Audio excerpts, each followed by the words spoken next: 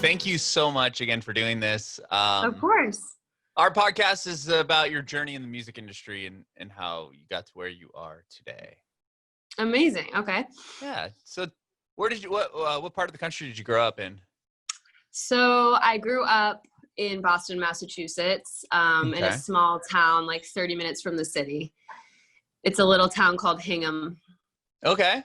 Born and raised there, and close enough to Boston to like go see live shows and stuff there? Is that where? Yeah, close enough to Boston that we'd go every once in a while. In my teenage years, especially, it's like 30 minutes. So it was easy. Okay, that's good. Yeah, nice. How did you originally get into music? My music journey started taking lessons in my hometown. And from there, my teacher actually put me into classical training. So I was actually an opera singer for a very long time. Wow. Which is very different than the music I make now. So sure. kind of a crazy route. But yeah, I was about 8 to 10 years of studying classically and doing competitions around the South Shore and Greater Boston area. So it was pretty amazing. I mean, singing in all different languages and doing intensive courses at Boston University and stuff. So that was kind of my introduction to music. Wow. I was going to ask you about that with opera. That fascinates me that if you learn, not only is it like a totally incredible way of singing, but you have to learn a different language. Exactly. Yeah. There's so much behind the diction and intonation. And it was an awesome, I always say this to people, like background for me to have with recorded music now, just because I have, I think, a leg up on when I'm recording, just pronouncing myself correctly and just all these little nuances that I've gotten if I didn't do it. So Sure. So You did opera singing. Do you play an instrument? I don't. I tried many and failed many times just because I didn't get over that hump, when you're learning something new and you're like, this is really fun. And then you have to keep going to get better. And I just didn't. I can kind of play the piano, but my goal I think I see a piano behind you. Is there a piano behind you? That's the one I dink around on at home when we're like making up songs. So. That's cool. Yeah. Very cool.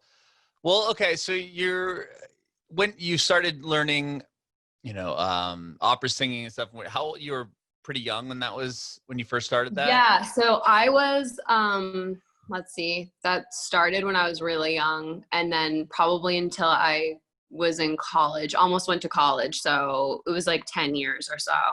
Wow. And I stopped right when I got into Berkeley College of Music. I decided to go the contemporary route of things and kind of start singing the music that I was actually listening to, because I wasn't going home and putting on like Vivaldi or Bach or anything. I kind of was way more into what was on the radio and everything. Sure. So I was like, I want to learn this stuff. So I applied to Berkeley, got in early action, and was just like, all right, I'm going to do it. So wow.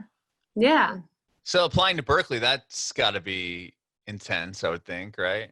Yeah, that was intimidating for sure. I think mainly because it's when you arrive, they're like, okay, now improv for 15 minutes. And I had never done anything like that.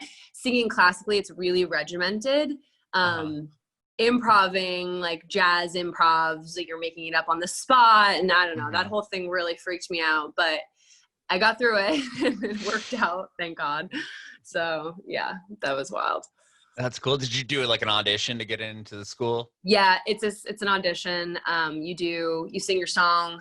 It's like kind of like American Idol. I tried out for American Idol in that time as well, which is so funny looking back on that. I'm like, oh my God. Oh, I want to hear that story. Yeah, I was like obviously really into it, as everyone was when I was younger. And everyone in my town's like, you're an amazing singer, try. So we went to Gillette Stadium, which is like where the Patriots play. Sure, yeah. Went with my dad. There was like literally thousands of people. They corral you like cattle, and you basically get into your tent. You have less than 10 seconds. They're like, go. And I was like, okay, and just try. I got through 3 rounds actually, which I was really proud of. Yeah, that's awesome.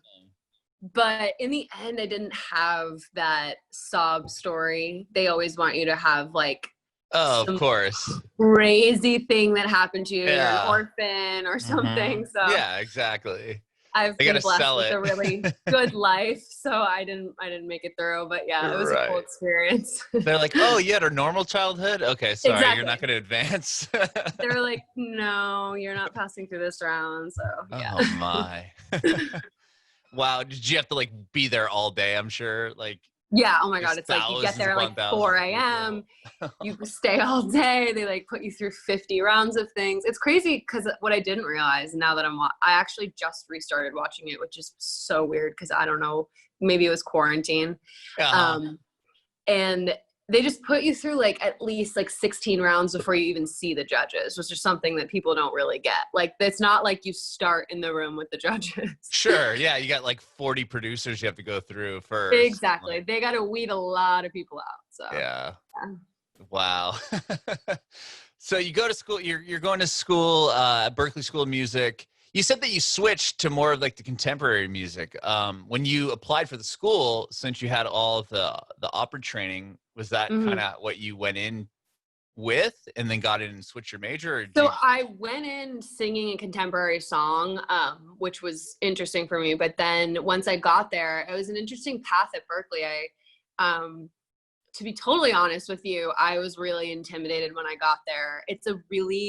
When you get there, they give you rankings. So they're like, you're a 1 through 6. Mhm. And I was like a 2 at the beginning. Eventually I got to like a 5 or something. But I don't know, it just kind of pins you against people from the beginning. And I wasn't used to that type of like competition. Yeah.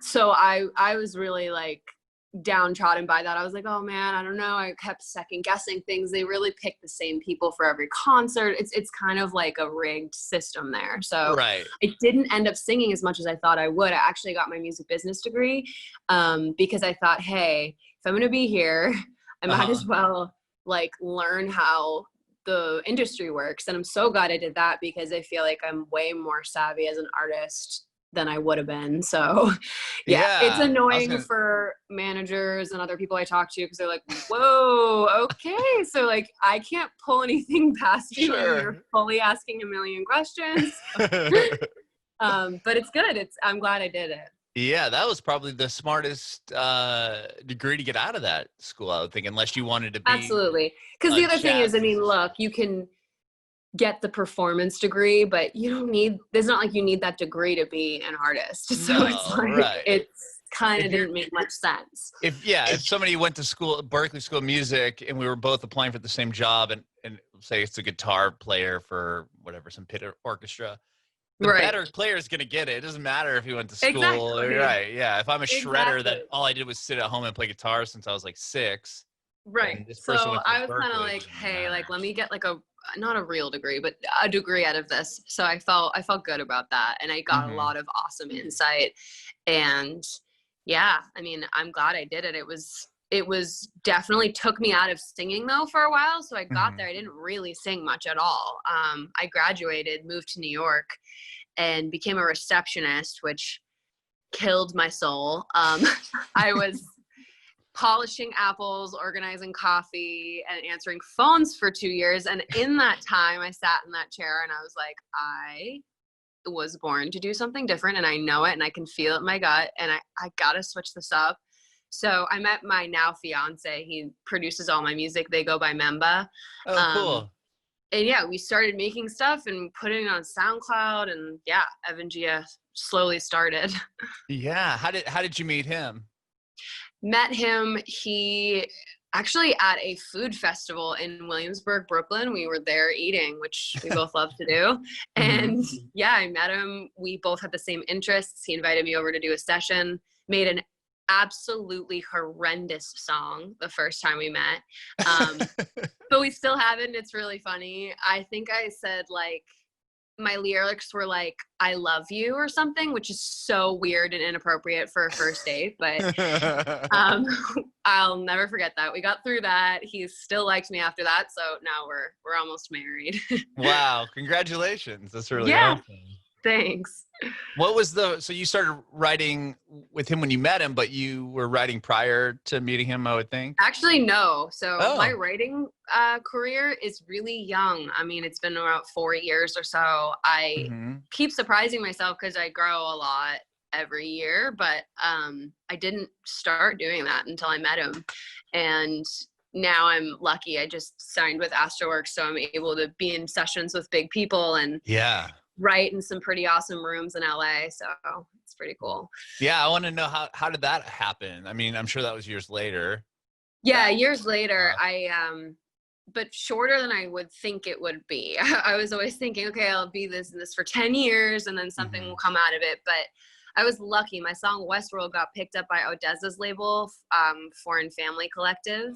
Wow. And Clay and Harrison of ODESZA, they loved the song. They reached out to me personally, texted me, and I'm a huge ODESZA fan. I literally have been to their concerts like in a forest in Prague in like 2011. So I was Wow.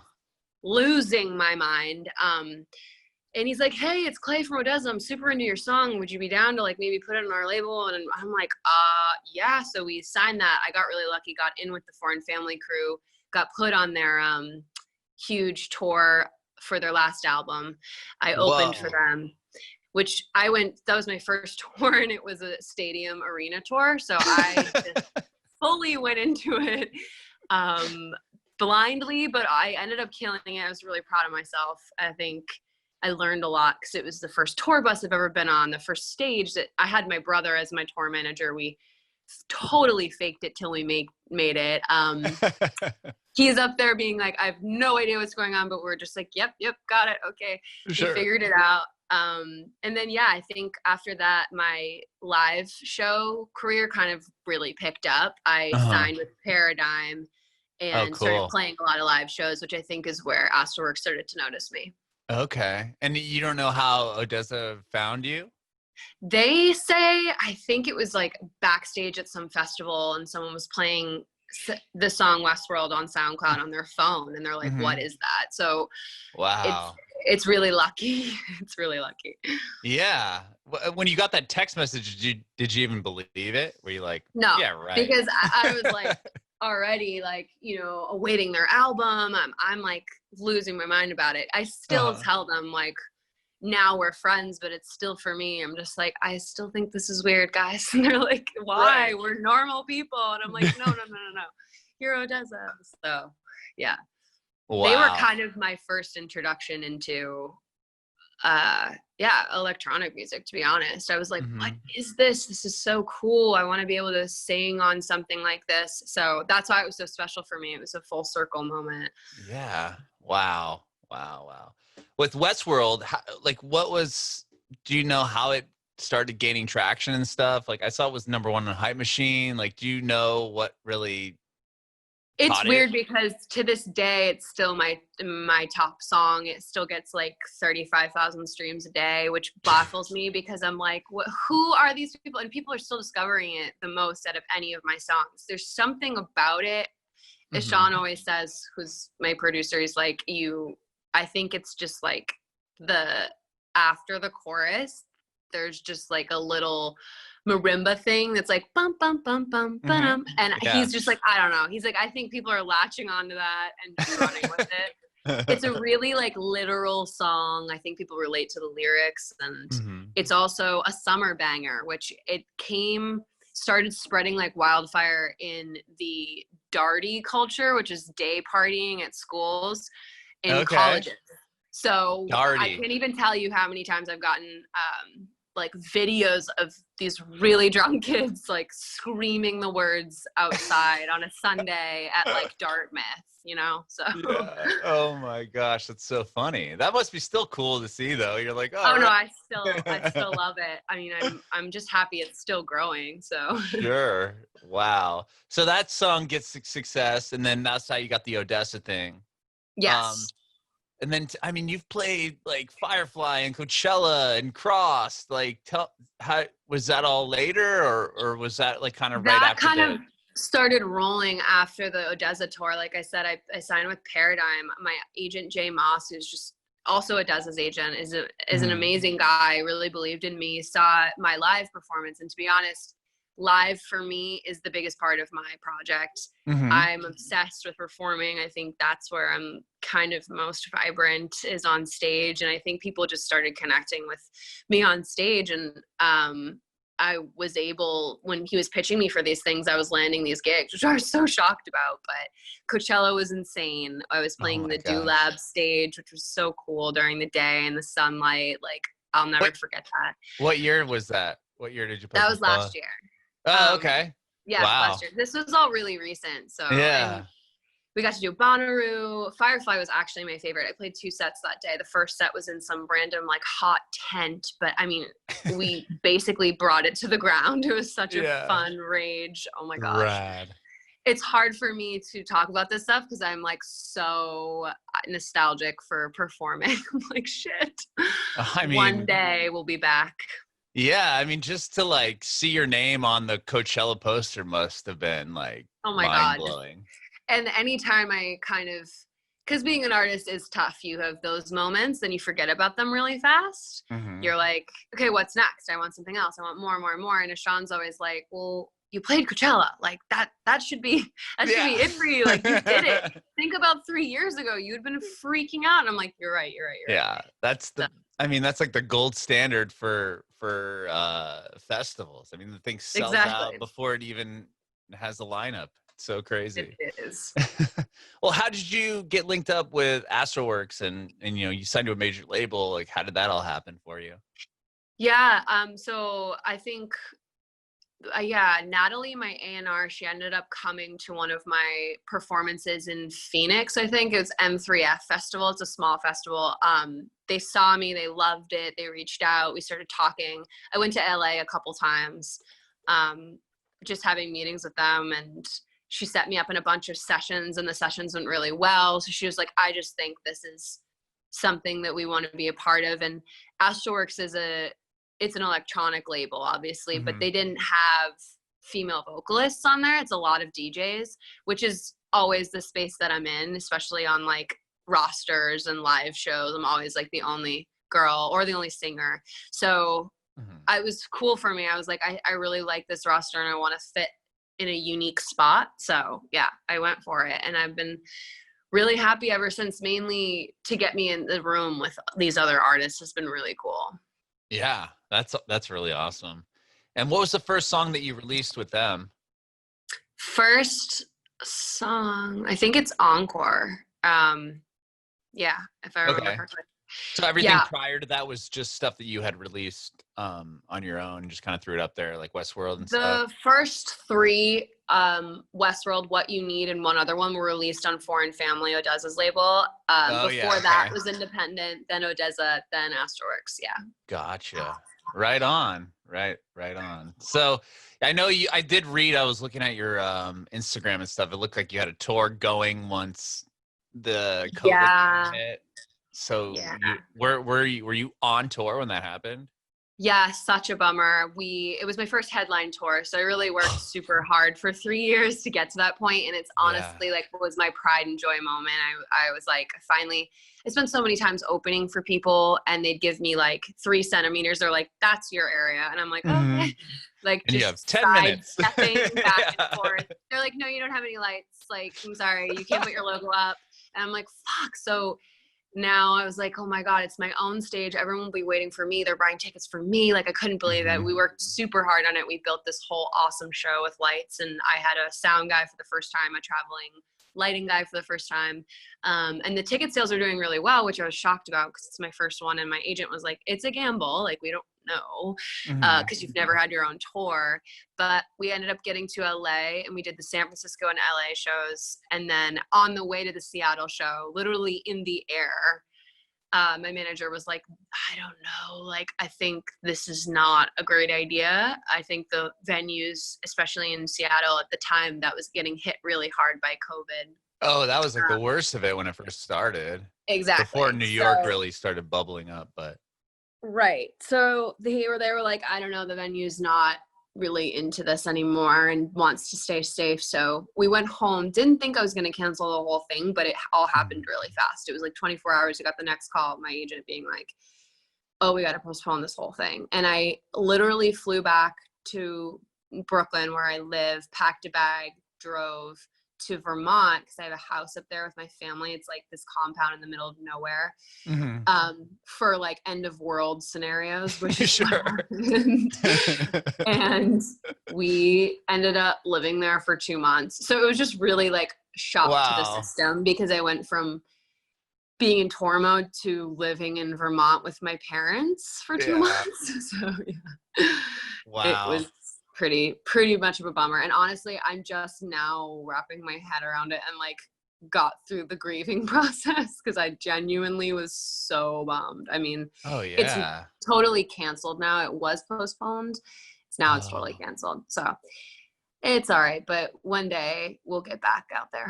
Yeah, I know. I've noticed like a lot, even the big artists that have all of them, I know, like I'm trying to think, like whoever, well, Billy's Rage tour, Against the Machine, or Billy Eilish, whoever it is, like everybody had to cancel it. So it's like all of those shows got moved to 2021, and then some people that are trying to book now, it's like they got to be years out. Exactly. That's the other thing, is like dates are getting snatched up left and right. So we're waiting. I'm still booked right now to open for the Lose the Child tour in 2021. So that'll be really fun, and I'm super into their stuff, so I'm stoked for that. Rad. I know I did see that I saw that you have a new song coming out next month that I want to talk to you about. Focus is the most recent single that you put out. So Focus came out like a month ago, and then I just like a week ago released the Focus acoustic version, right? Okay. Tell me about that song.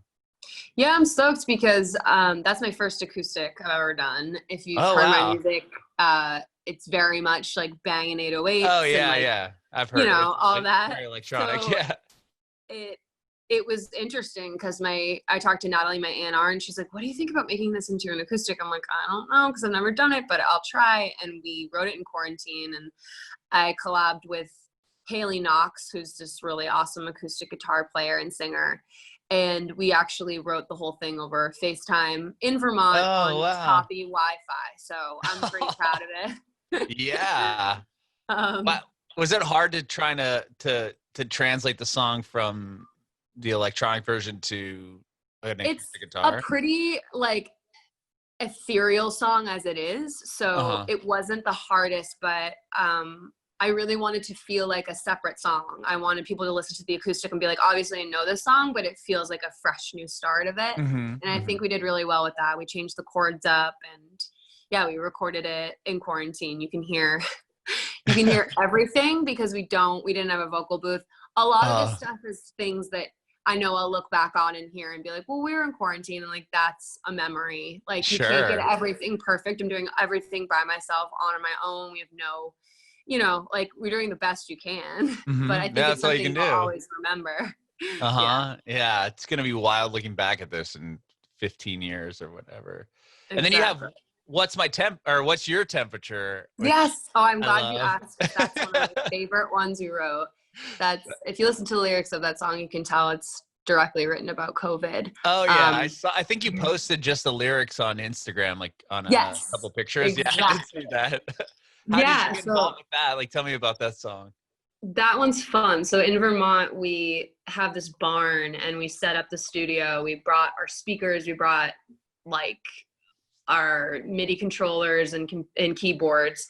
And Sean and I, since we're fiance, like he's my fiance, it's nice because we're able to wake up and be like, do you want to make a song real quick? Like I don't know, it's a very nice setup to have. But he was jamming one day. We came out from like walking in the woods, and he felt inspired, and we wrote this whole song. My brother was in the room and gave a ton of awesome lyric ideas. So he's actually listed, when you say in the credits on Spotify, Harry Jerusalem. I'm so excited because it's his first credit. Rad. Yeah, he was so stoked.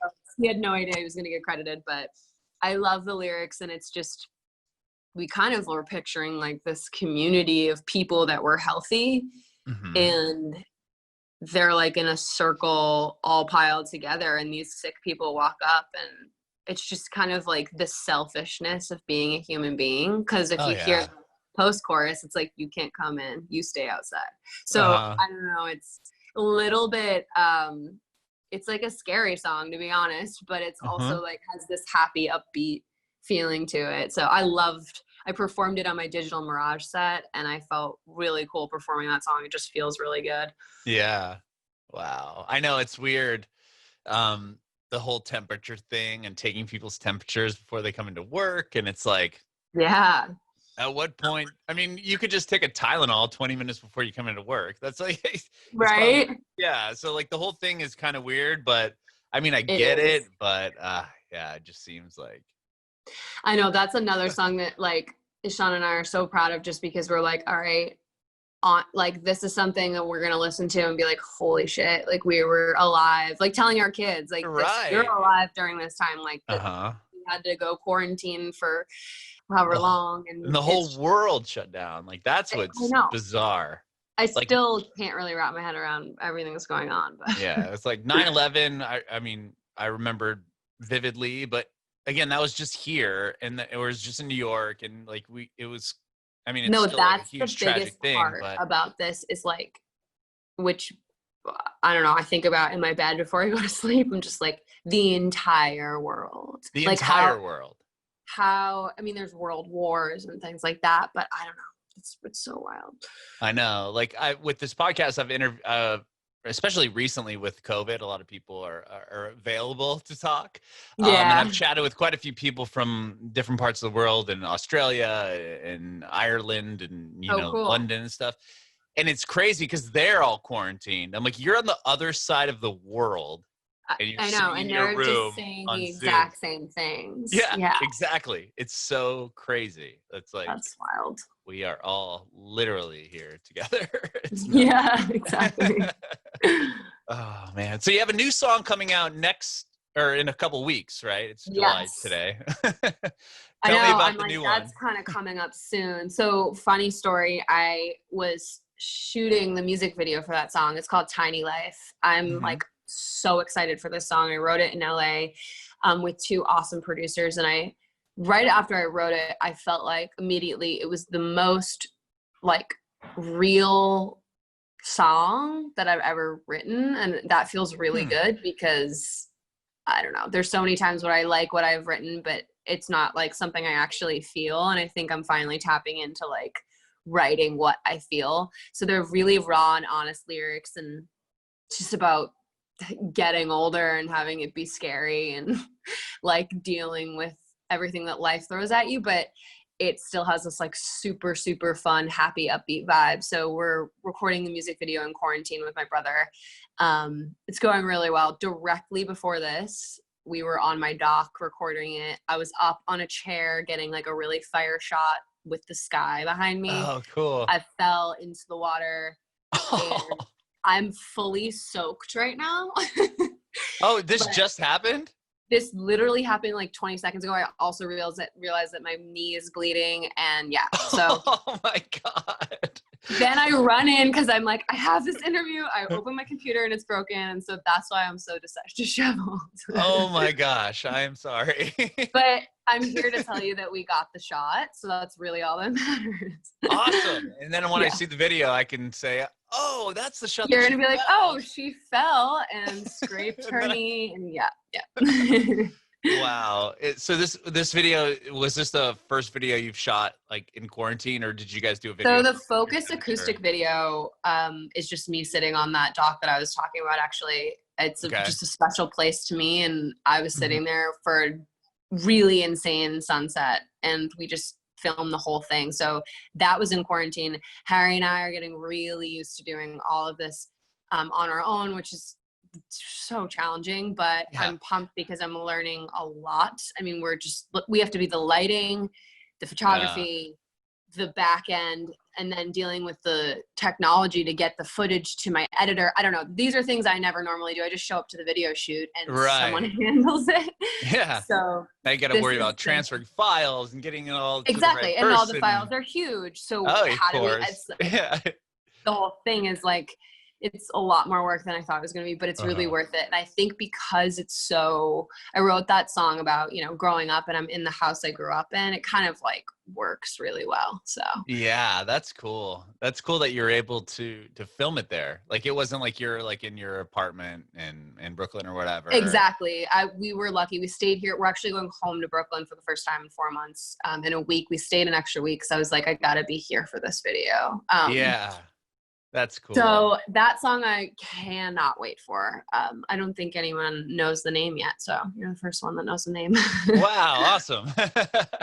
And do you have a record coming out and that all these songs are going to be on, or EP? Yeah, that's eventually our plan. Every time we've tried to talk about that, we've always felt like in the climate, a single would be a better idea. Sure. But we're working up to that for sure. Very cool. And then you said that you have done the live performances on Instagram and stuff. Do you have any more of those planned? Yeah, not right now. There was weird because there was that wave. So quarantine happened, and then all of a sudden it was cool to do things in your bedroom, super lo-fi. And then it wasn't cool to do that the week after. It was cool to get booked on an actual live festival. And now it's not cool to do a live festival because they're overdone. And now we have to wait for the next trend. Like, it's just so wild to stay up with things. Sure. Well, I guess now I have to become famous on TikTok. That's the next thing. So right. Do you have a TikTok? I do. I tried it. I feel I'm only 28, but I just feel really old trying Too to old figure for the it. whole thing out. Oh yeah, I know. It's weird. I mean, it takes me like an hour and a half to create one, so I don't really know how these kids are just whipping them out like that. But yeah, I got a lot to learn. Right on. That's cool. Well, thank you so much, Evan, for talking to me, especially after you fell in the water and cut your knee and no worries. your computer's broken and oh my God. Well, I really appreciate it. I have one more question. I want to know if you have any advice for aspiring artists. Oh, that's nice. Okay. I would say keep your perspective. I think that's a huge thing for me right now that I'm trying to tell myself. As things go, you'll see that you feel like, okay, I got that. I want something else. I want more. I want more. I want more. But if you don't have your perspective of what you've already accomplished, your whole life will just be trying to achieve the next thing, and you'll never be excited about what you have now. So stay in the moment, which is me talking to myself.